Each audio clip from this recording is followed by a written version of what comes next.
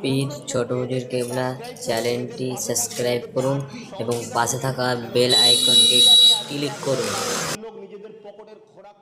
জানিয়ে দিলে আমার উম্মত উম্মতিরা, আমি রাসূলুল্লাহ জানিয়ে দিলাম যে ঘরেতে প্রথমে মহিলা সন্তান জন্ম নেবে, এই সন্তান জন্ম নেবার মানে আমি নবী জানিয়ে দিই আল্লাহ পাক ওই বাপটাকে জান্নাতে সুসংবাদ দিল।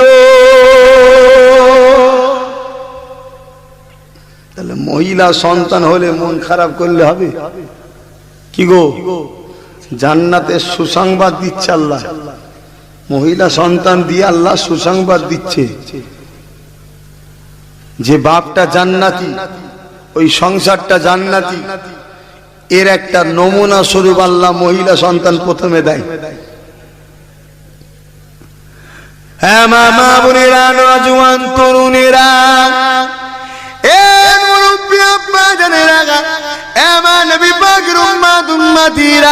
আল্লাহ নবী জানিয়ে দিলে কোন সংসারে যদি আল্লাহ পর পর তিনটে মহিলা দেয়, ওই তিনটে মহিলাকে তার আব্বা দ্বীনি শিক্ষা দিল, শরিয়াতি শিক্ষা দিল, ওই শিক্ষা দিবা পরে ওই তিনটে মহিলা যে বিবাহ দিতে পারে।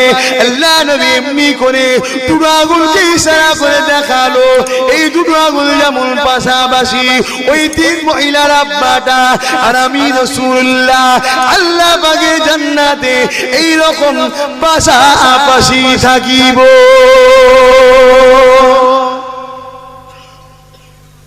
তবে শর্ত কি গো? মহিলাগুলোকে দ্বীনি শিক্ষা দিতে হবে, অর্থাৎ ধর্ম অনুযায়ী চালাতে হবে, ইসলাম অনুযায়ী পর্দা প্রশিদাই রেখে। বিয়ে শাদী দিয়ে দিতে পারে, বাপের দায়িত্ব শেষ। আমার রাসূল বলল দুজনে পাশাপাশি জান্নাতে থাকবো। ভালো না খারাপ? আমার নওজোয়ান তরুণেরা, আব্বা জানেরা, ও মা বোনেরা, আল্লাহ মা নারীদেরকে কি সম্মানের জিনিস করেছে শোনে। নারীরা নবী হয় না ঠিকই কথা, কিন্তু নারীরা নবীর আম্মা জান হয়েছে। আমার নবীর আম্মা হযরতে আমেনা, তিনি একটা নারী ছিলেন বিশ্বের জমিনে মা আমেনার মতো সম্মানীয় মহিলা আর দ্বিতীয় কেউ হবে না। কারণ মা আমেনা 3 মাস অবধি যে গর্ভে পেটে রেখেছিলেন, খোদ আল্লাহ পাকের বন্ধুকে পেটে রেখেছিল।